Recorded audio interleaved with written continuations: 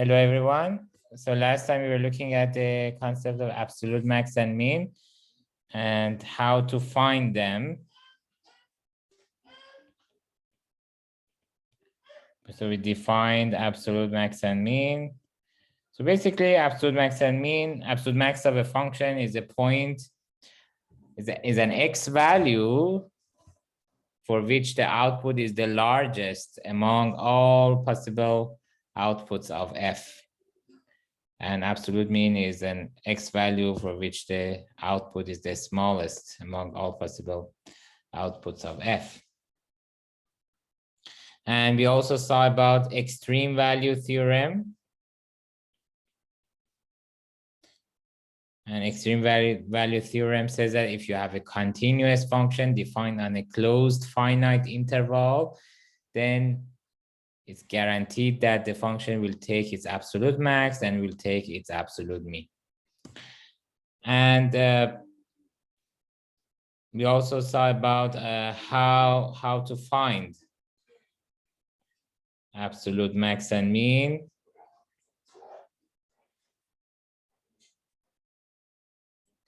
If f is continuous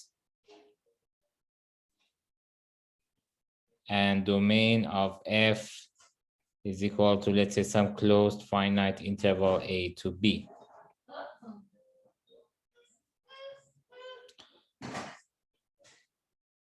So for this one, we saw that first, we have to check the endpoints. Basically, potential candidates for absolute max and mean are endpoints and critical points. And then we have to find and compare the outputs corresponding to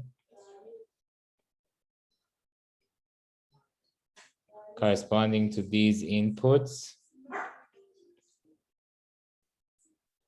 and then decide about absolute max and mean.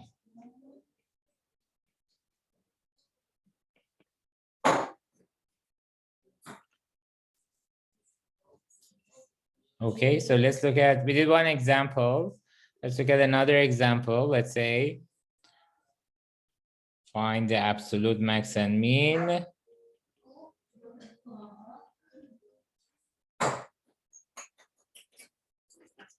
of, let's say, f of x equals sine squared x plus cos x,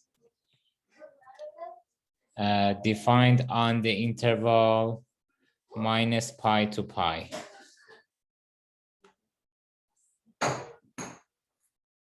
Okay, so we have a continuous function. Remember trigonometric functions, sine x and cos x. Not all trigonometric functions, but sine x and cos x are continuous everywhere. So sine squared x is also continuous everywhere. Cos x also continuous everywhere. Their addition is also continuous everywhere. So f is a continuous function and it's considered on a closed finite interval minus pi to pi, closed and finite. And therefore, by extreme value theorem, it's guaranteed that f has an absolute max and mean. So let me first mention about this. So solution, first note that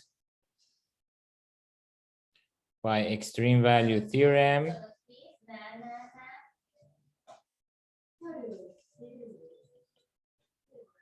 f of x is guaranteed to have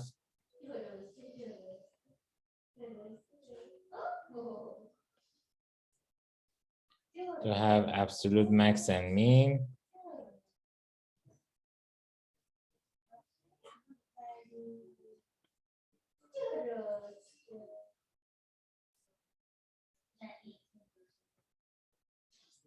Okay, so the candidates here are endpoints endpoints means x equals pi and x equals minus pi. So then if you find f of minus pi is sine squared minus pi plus cos minus pi. That is sine minus pi is 0, cos minus pi is minus 1. And f of pi, also the same thing. F of pi is also minus 1. Now we also need to find the critical points.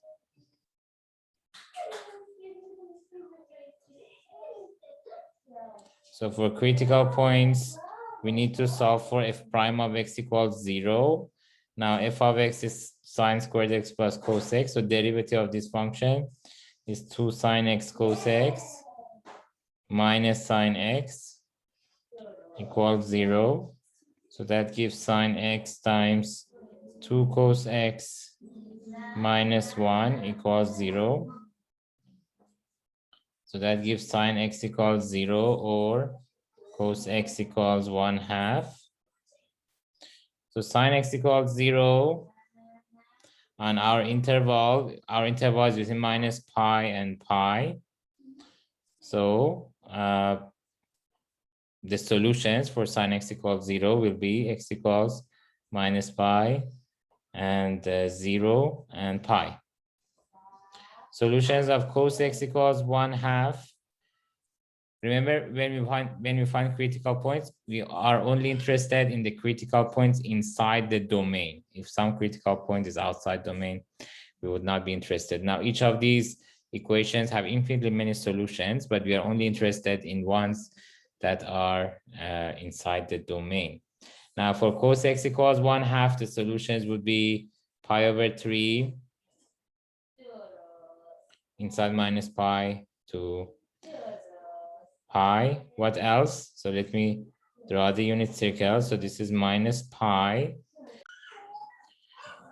Now this one is minus pi, and if we move counterclockwise, this will be 0.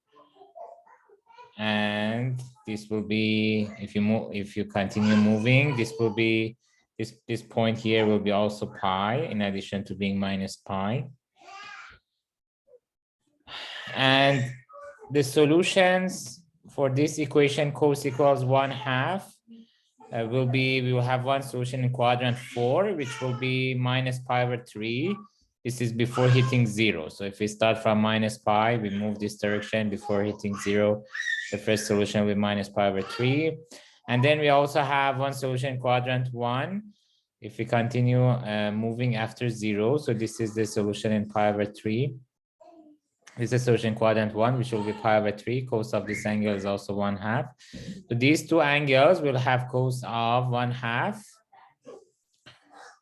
And these are the solutions for cos x equals 1/2 on our domain minus pi to pi, pi over 3 and minus pi over 3. Now the corresponding outputs will be, so we have, we need to find all the outputs for these inputs. Well, 2 of them we already found above. So we can just repeat it or not, doesn't matter. So if you write it down again, f of minus pi is minus 1, f of 0 is 1, f of pi is minus 1. Remember, we have the formula for f of x. F of x is sine squared x plus cos squared x. So for example, f of 0 will be sine squared 0 plus cos 0, which will be 1. And f of pi over 3 similarly will be, because we also have 2 points here, f of pi over 3 sine squared pi over 3 plus cos pi over 3. Sine pi over 3 is root 3 over 2. 2 power 2 is 3 over 4 plus 1/2. That will be 5 over 4. And this one will be also 3 over 4. F of minus pi over 3 will be also 3 over 4 plus 1 over 2, which is again 5 over 4. Now we have some outputs here, list of some outputs, which we need to compare in order to decide which one is the absolute max and which one is the absolute mean. So let's do that. So we have to compare all the outputs we found in 1 and 2. So by 1, remember we had 2 categories for potential absolute max and mean, the endpoints and the critical points. So the endpoints are called it category 1, critical points are called it category 2. So if we compare all of them, well, f of pi and f of minus pi, these two, by the way, appeared both in category 1 and 2. So anyways, I'll list them one time because, you know, f of pi is just one number. F of minus pi, same thing. F of pi and f of minus pi, f of 0, f of pi over 3, and f of minus pi over 3. These two are -1. This one is 1, and these two are 5 over 4. So I have three numbers only, 5 over 4, 1, and -1. Well, obviously the smallest number between these three numbers is -1. So if -1 is the smallest number, smallest output, what will be absolute minimum? The corresponding x value, because absolute mean and max by definition have to be x values. So if -1 is the smallest output, the absolute mean will be the corresponding x value. There are two corresponding x values, pi and -1 minus pi. That means we have two absolute mean, x equals pi and x equals minus pi. I also wrote here two absolute max and two absolute mean. We also have two absolute max. Why?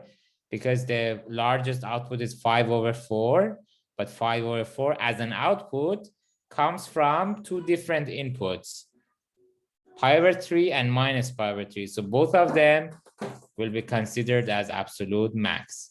So please remember, last time we also mentioned that absolute max and mean do not have to be unique. You may have no absolute max and mean depending on the type of function and the domain. You may have no absolute max and mean, you may have one, or you may have more than one.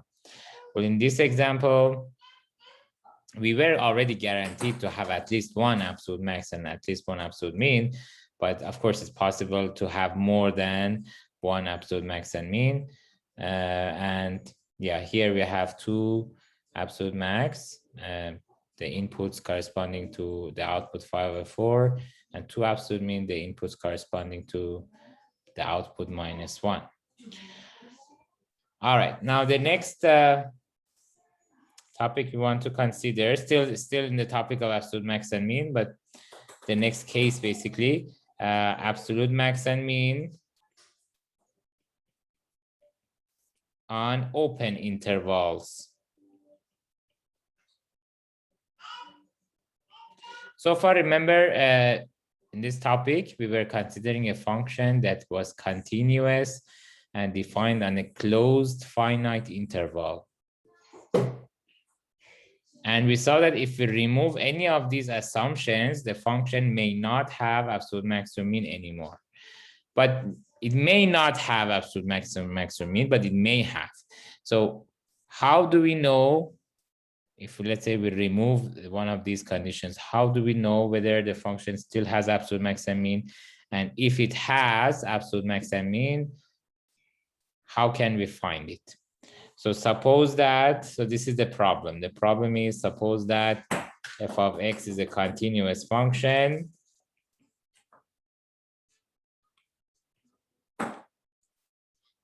Is a continuous function.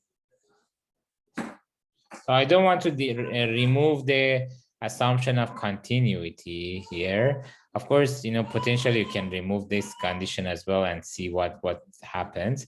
But for now, let's keep this condition, this assumption. Let's remove the second assumption. Remember, we had in the extreme value theorem, we had two assumptions on f being continuous and domain of f being closed finite interval. So I want to keep the assumption of continuity for now and remove the assumption of domain being closed and finite. So suppose that f of x is a continuous function defined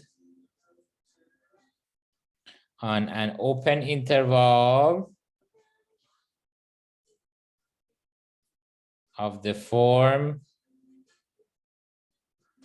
a to b, or a to infinity, or minus infinity to a.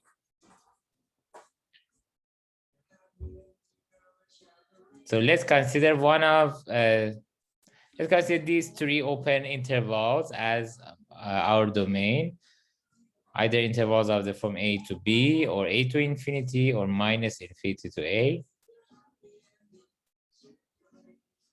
And you want to know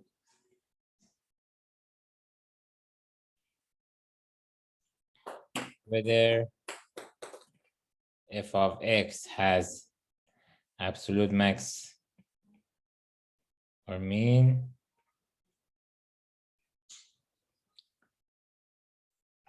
And if so, how can we find it?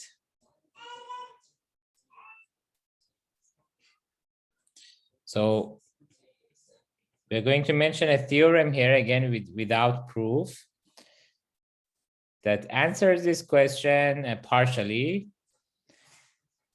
So in some cases, some examples, we have to figure out about the answer to this question, whether f has absolute max and mean, or how to find it by inspection. We have to look at the example and try to analyze it, find out whether there is any vertical asymptote, find the critical points, find local max and mean, sign chart, things like that. Analyze the function to find out whether there is absolute max and mean.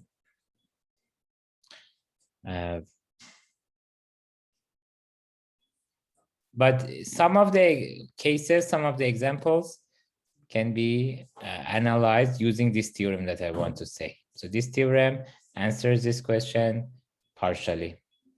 So the theorem is as follows. Let f be a continuous function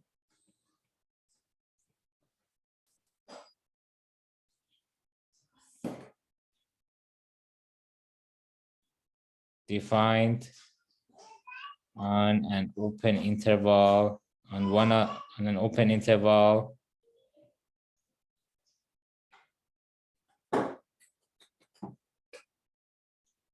of the form a to b, a and b, or a to infinity, or minus infinity to a.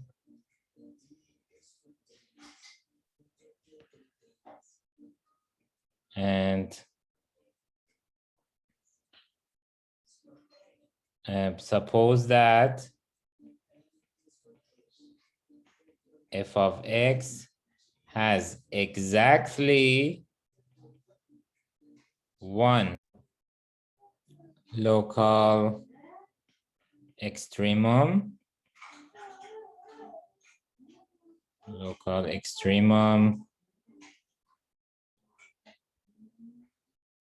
say at x equals x0, then part A says if x equals x0 is a local minimum for f of x, then x equals x0 is the absolute minimum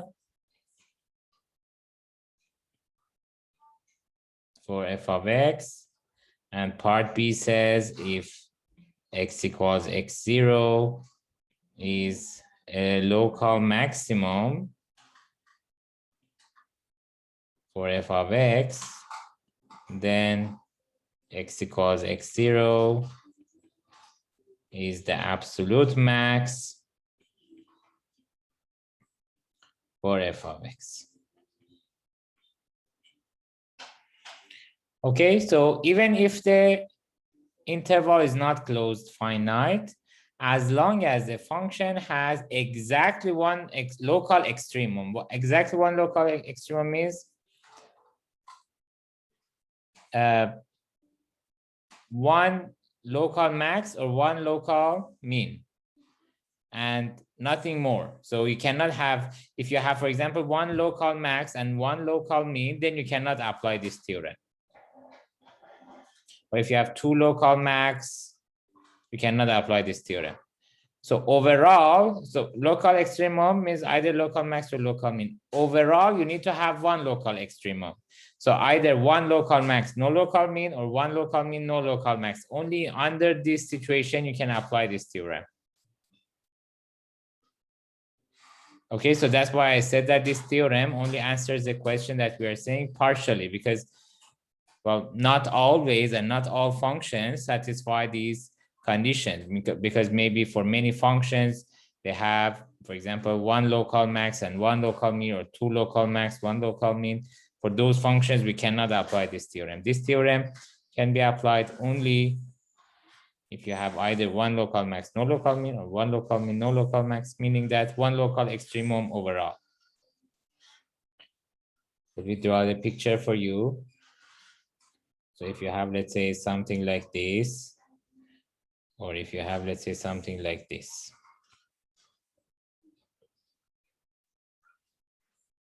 This one has one local extremum, which is a local max, right? So in this case, the theorem says if you have one local extremum in total, which is the case here, and that one local extremum is a local max, which is the case here, then that local max is the absolute max, which is the case here. So this one, let's say x equals x0, you have one local extremum in total, and that local extremum is a local max. So it's an absolute max as well, according to this theorem. And the local max, let's say at x equals x0, and this point is the absolute max.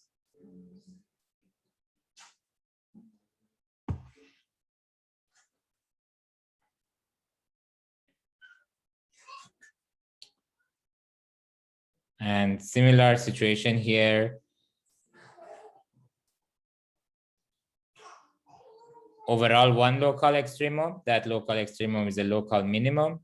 So that local minimum by this theorem must be absolute minimum. So overall, one local extremum, if that local extremum is local max, that local max is absolute max.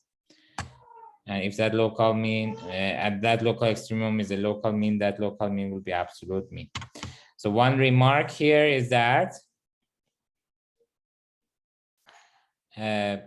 if a function has more than one local extremum,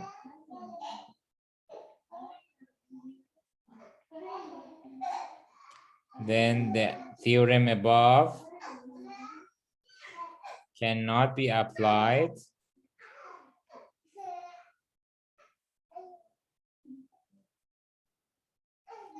for that function. Let me give you an example. Look at this function here.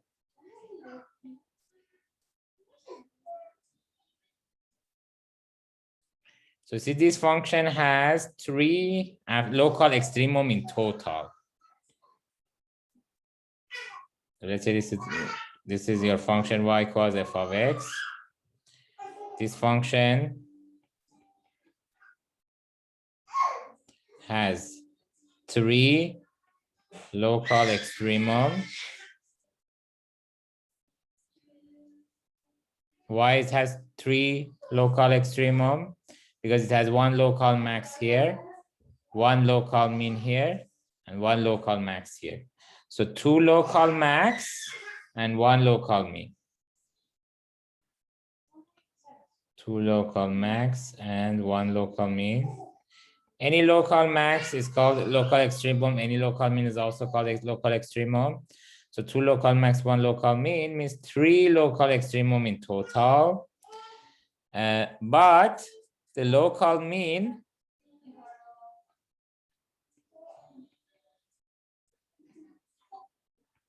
is not an absolute mean. So still the function has one local mean, but that local mean is not an absolute mean. Does this contradict the theorem above? No, because the theorem above was assuming that you have one local extremum in total. Then you can apply the theorem. But this function here has one local mean, but that local mean is not an absolute mean because overall it has more than one local extremum. So if a function has exactly one local max, that local max must be an absolute max as long as the function has overall one local extremum.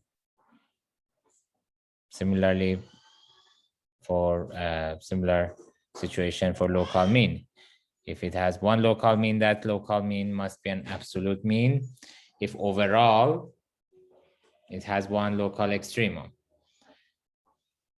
If a function like this has exactly one local mean, but overall has, for example, 3 local extrema, then we cannot apply the theorem and there is no guarantee that that local mean is an absolute mean. All right, so let's look at an example.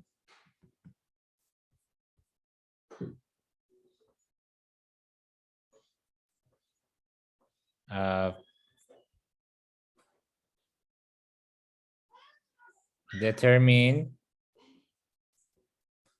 whether the function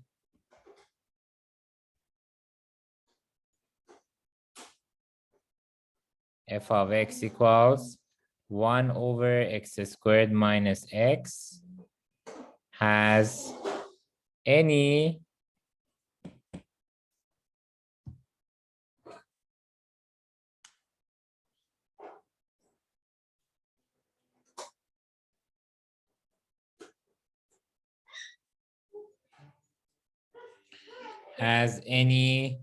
absolute max or mean on the interval 0 and 1, and if so, find them.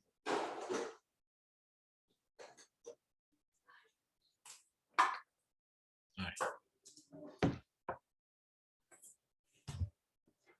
So let's see whether we can apply the theorem above. So first of all, the function is open, and the interval is open, so we cannot apply extreme value theorem. Extreme value theorem can be applied only for continuous function defined on closed finite intervals. So the interval is finite, but it's not closed. So let's see whether we can apply the theorem we saw above.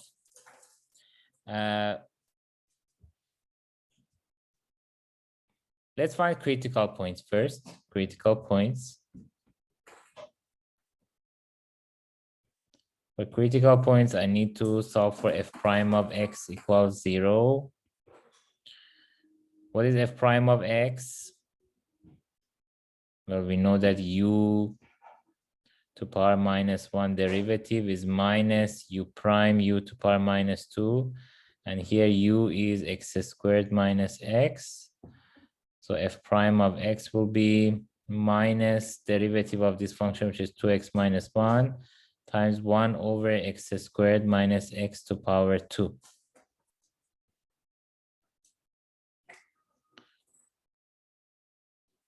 Now, if we solve for f prime of x equals 0, if a fraction is 0, that means numerator has to be 0. So that means 2x minus 1 has to be 0, and that gives x equals 1/2.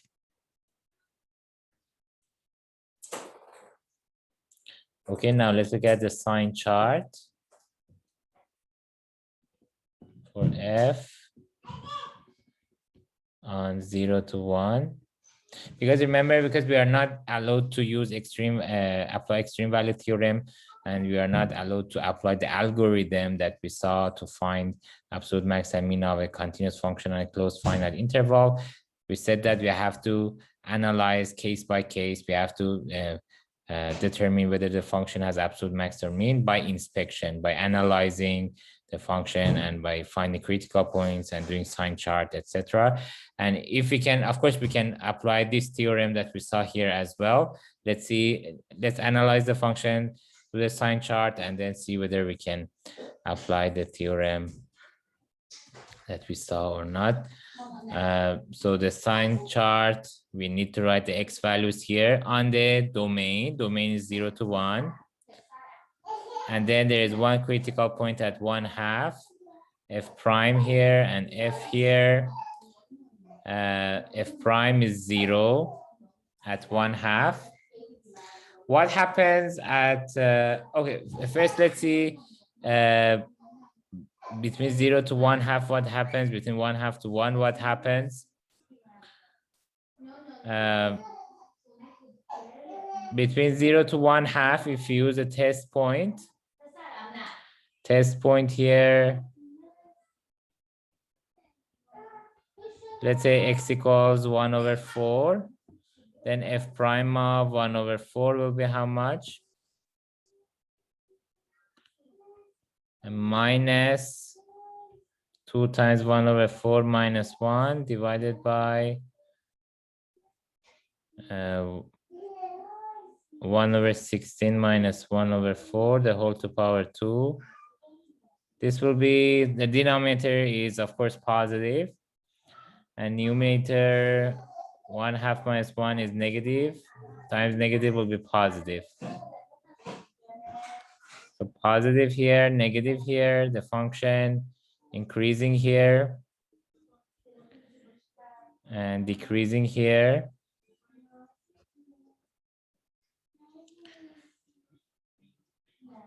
So we have one local extremum only, which is a local maximum at x equals 1/2. There's local maximum here because the function increasing before, decreasing after. By first derivative test, we have local max at x equals 1/2 by first derivative test.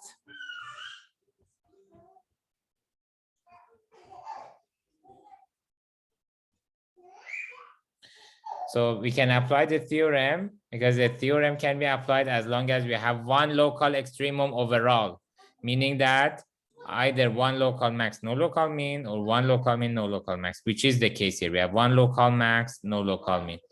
So we have one local extremum overall, which is a local extremum. According to the theorem, this will be, this local extremum will be the absolute maximum. We have a local extremum overall, which is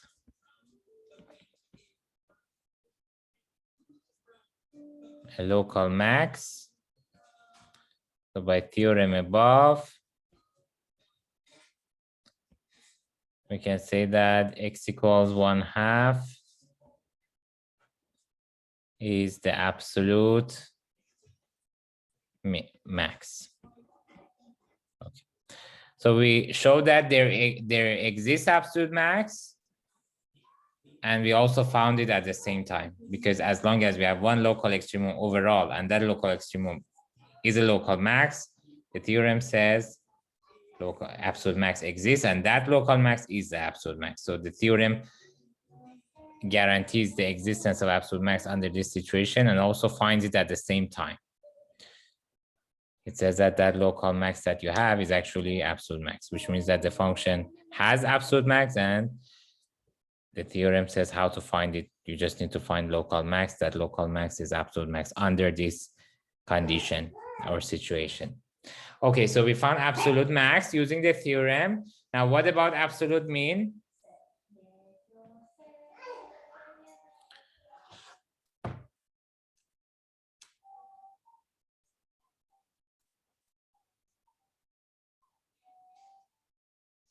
What about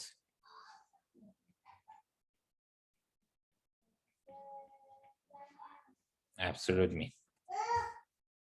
Okay, so here we have to use a fact that if a function, if limit of a function is -infinity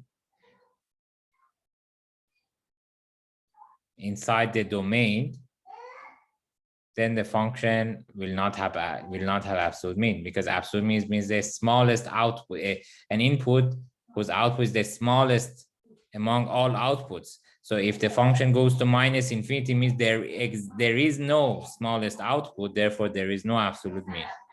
Similarly, if limit of f of x goes to infinity inside the domain, there will be no absolute max. So let me state this as a fact.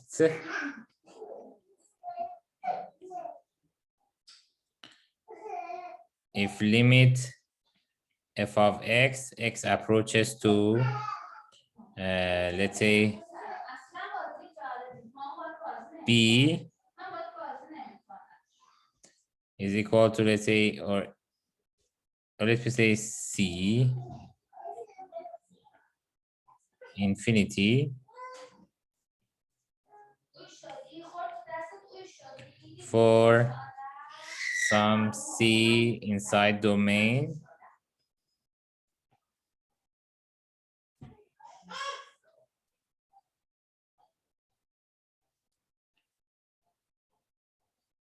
then f of x has no absolute max. Or more generally, if f of x goes to infinity inside its domain,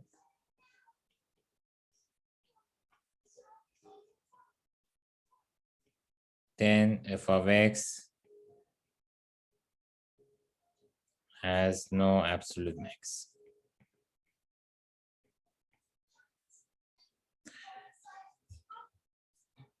F of x inside the domain must go to not that it must go. If it goes to infinity inside the domain, then it has no absolute max. Now, inside the domain could be either limit at some point inside the domain, or could be, for example, if you have an open, depending on the domain. Let's say if you have the interval a to b, open interval a to b, then if you have, let's say, limit f of x approaches to a from right. Well, this a is not in the domain, but if, let's say, this limit is infinity, then I can still say that f of x goes to infinity inside its domain. Because when x approaches to a from right, means x is a little bit bigger than a, x is inside domain, right? So right limit equals infinity is considered as one of the cases where we can say f of x goes to infinity inside its domain. Okay, so this is just one of the cases where we can say f of x goes to infinity inside its domain if limit f of x as x approaches to c for some c in the domain goes to infinity.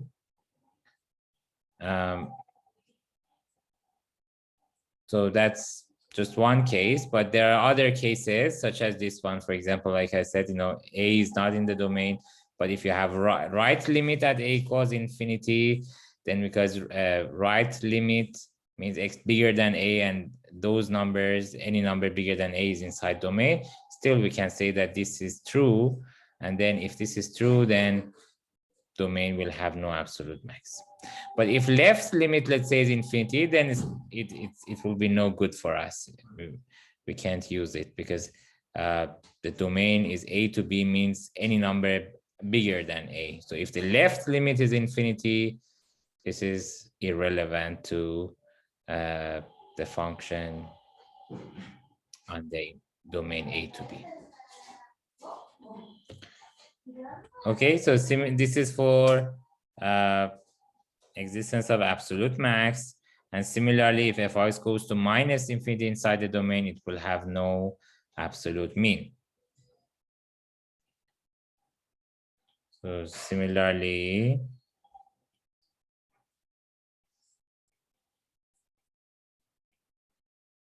if f of x goes to minus infinity inside its domain,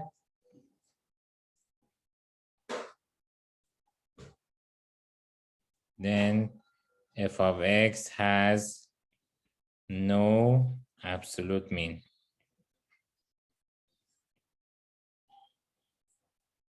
Now in example above,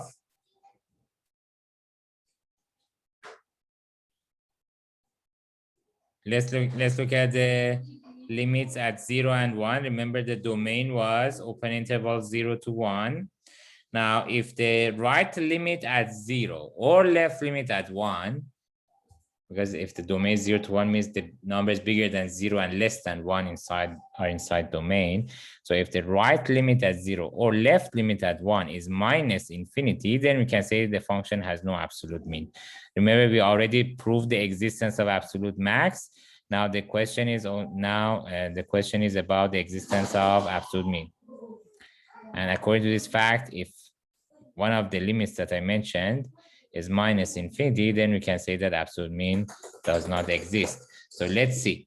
Let's see whether the limit f of x as x goes to 0 from right limit at 0. This will be limit 1 over x squared minus x approaches to 0 from right. This will be limit 1 over x times x minus 1, x approaches to 0 from right. So then let's replace x with 0 plus minus 1 will be minus 1. And minus 1 times 0 plus will be 0 minus. 0 plus means a number a little bit more than 0, but times minus 1 will be a little bit less than 0. And 1 over 0 minus will be minus infinity. So thus, by fact above, f of x has no absolute mean. So we showed that f of x has no absolute mean. And we showed that f of x has absolute max at x equals 1/2. The question was asking us to determine the existence of absolute max and mean, and if they exist, it asks us to find them. Well, we showed that the f of x has no absolute mean, so there is nothing to find, but it has absolute max, and absolute max happens at x equals 1/2. Now let's look at the next example. Let f of x equals, let's say 3x cubed minus 5x squared plus 6x plus 8 on, let's say, minus infinity to infinity. Determine whether f of x has any absolute max or mean.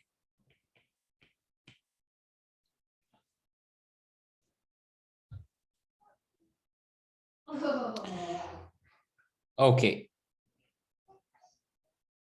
So here we said that if you compare the previous example, we had limit equals minus infinity happening as a right limit at 0.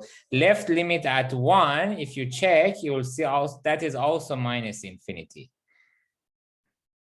So limit minus infinity as a limit happens 2 times, but infinity limit does not happen.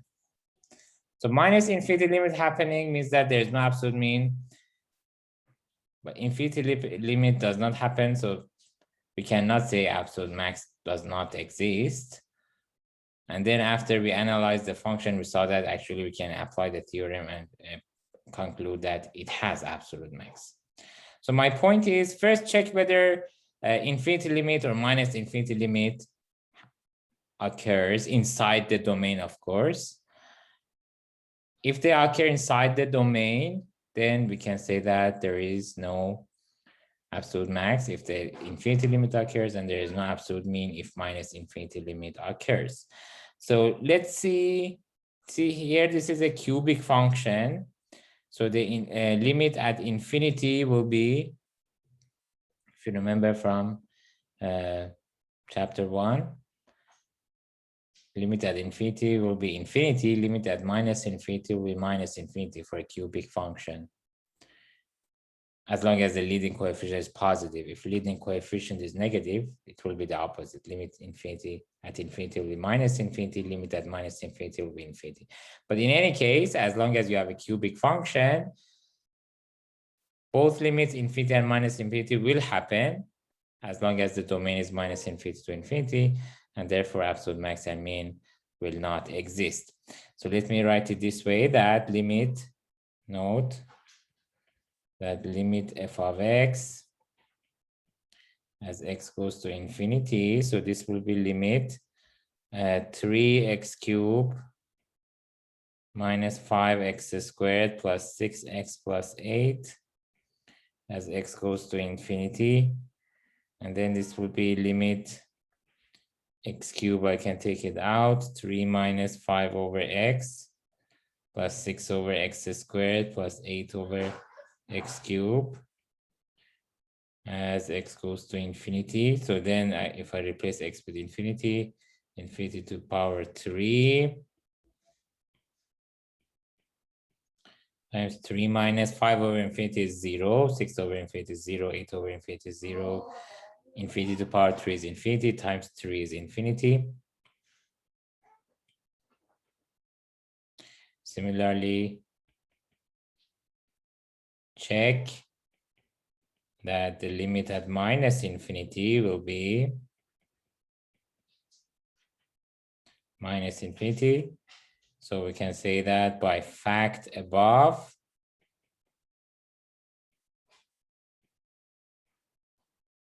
absolute max does not exist. Absolute max does not exist because infinity limit happens inside the domain, and absolute mean does not exist either because minus infinity limit happens inside the domain. Okay. Next example, let f of x equals e to power x cubed minus 3x squared. Find or determine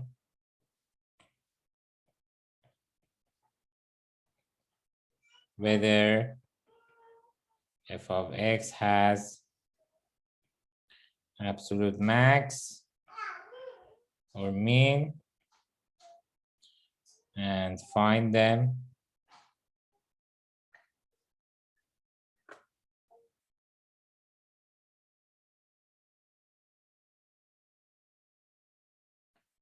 and find absolute max and mean if they exist. And by the way, like consider the domain as 0 to infinity. Open interval 0 to infinity as domain of f.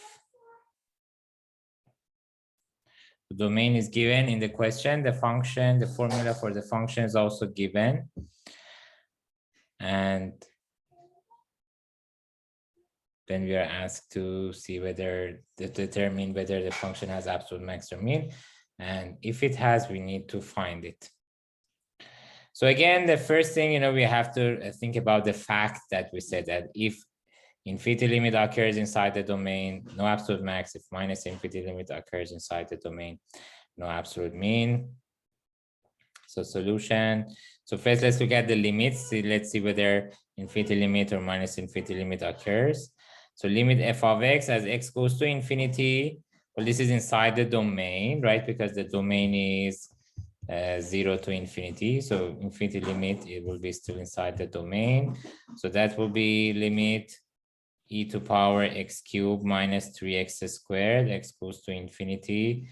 And this one, if you want to calculate, we can say limit e to power x cubed, take x cubed out, 1 minus 3 over x goes to infinity. Then this will be e to power infinity cube times 1 minus 3 over infinity. 3 over infinity is 0. And infinity cube is also infinity times 1 will be still infinity. E to power infinity will be infinity. So limit f of x as x approaches to infinity is infinity. So that means there will be no absolute max. No absolute max for f of x according to the fact above.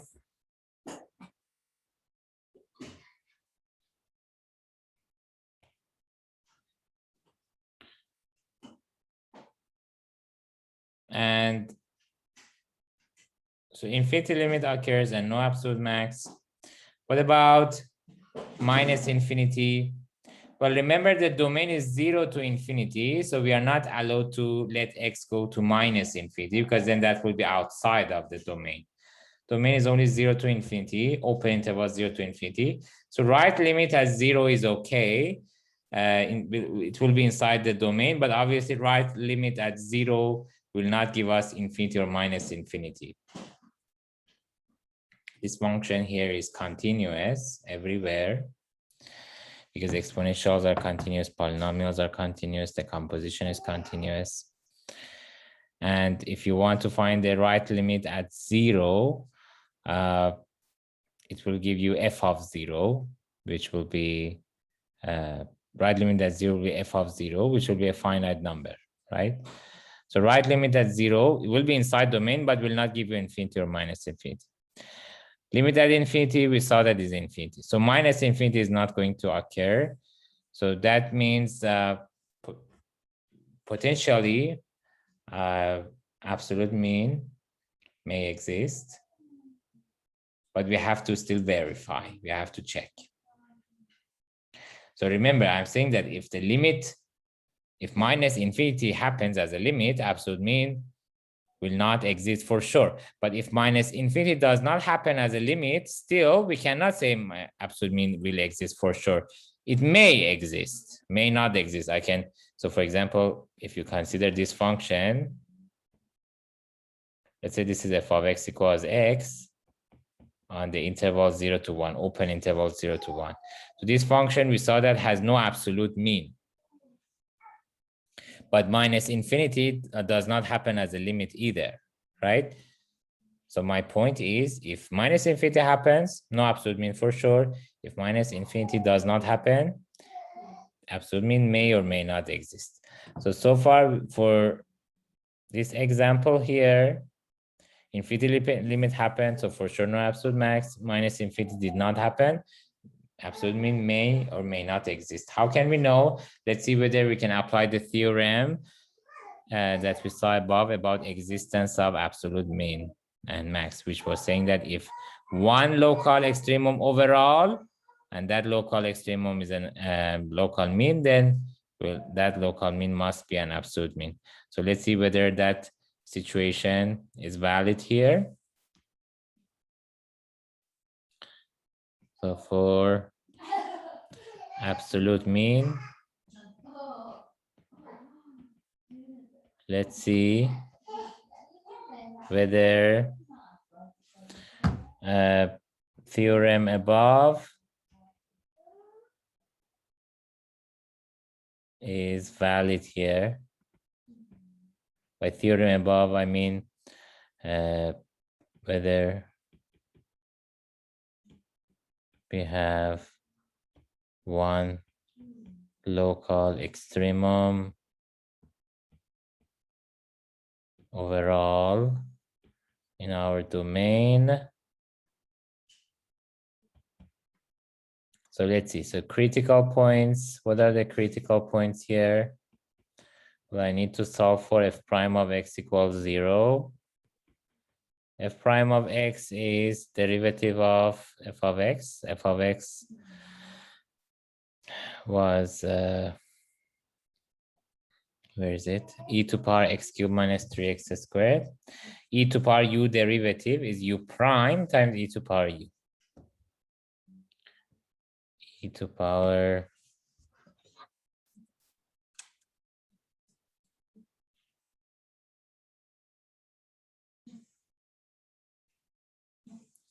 e to power u derivative is u prime times e to power u. So then we will have e to power x cubed minus 3x squared. So derivative of u will be 3x squared minus 6x times e to power x cubed minus 3x squared equals 0. Now exponentials are non-zero, they're always positive. Exponentials always positive. So we can say 3x squared minus 6x equals 0. That gives x times 3x minus 6 equals 0. That gives x equals 0 or x equals 2. Now x equals 0 is not in the domain.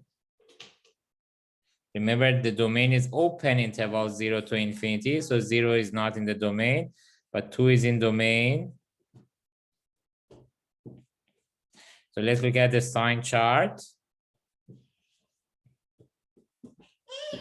Sign chart. So these are the x values, starts from 0. Then we have all the way to infinity. And then 2 here, f prime here, f here. F prime is 0 at 2. Between 0 and 2, let's use a test point. Test point, let's say x equals 1. F prime of 1 will be 3 minus 6 times e to power minus 2, which will be negative, right? 3 minus 6 is negative, times e to power minus 2 will be still negative, and positive here. And then f will be decreasing here, increasing here.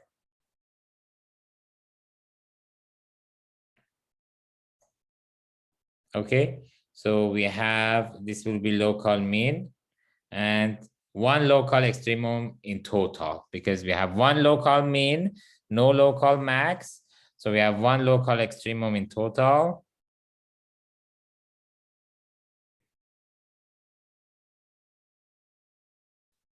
In total at x equals 2. And x equals 2 is a local mean. So by theorem above, we can say that x equals 2 must be the absolute mean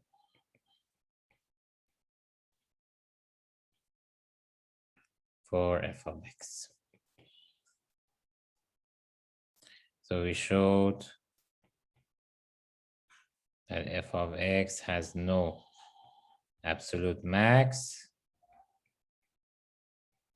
and f of x has absolute mean at which point? At x equals 2.